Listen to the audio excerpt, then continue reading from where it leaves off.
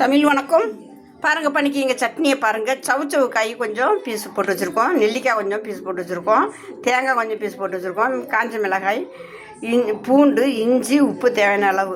வேறு எதுவும் வைக்கல. இதில் இதை சட்னி செய்ய போகிறோம். இப்போ சட்னி செய்வோமே.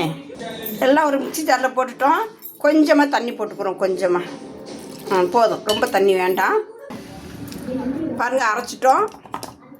பாருங்கள் இந்த நெல்லிக்காய் சட்னி இந்த மெத்தில் செஞ்சு பாருங்கள், சூப்பராக இருக்கும். பாருங்கள் சூப்பராக இருக்கும். சாதத்தில் போட்டு பட்டி சாப்பிட்டுக்கிறதால நெல்லிக்காயெல்லாம் செஞ்சுக்கிறதுனால நல்லது, உடம்பு அது வெயிலுக்கு ரொம்பவே நல்லது. இப்போ என்ன செய்யலாம்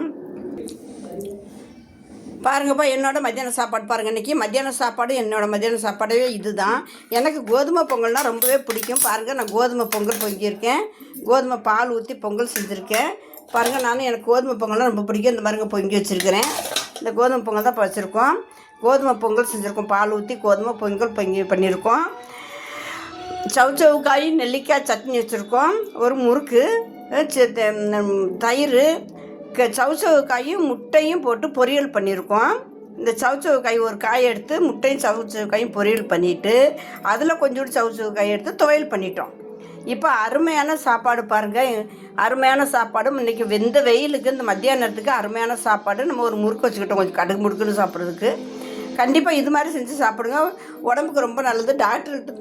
டாக்டர்கள் சொல்கிற பிரகாரம் நடந்துக்கிறத விட இதுவும் ரொம்ப நல்ல மெத்தேடு தான், அருமையான மெத்தேடு. கண்டிப்பாக இது மாதிரி சாப்பிடுங்க. என்ன போல் வயசானவங்க முதியோர்களுக்கு இந்த சாப்பாடு இது சோறே சாப்பிட்டு சளிச்சு போகிறத விட இந்த மாதிரி மெத்தேடில் ஒரு இடம் சாப்பிட்டு பாருங்கள், அருமையாக இருக்கும். அருமையான சாப்பாடு.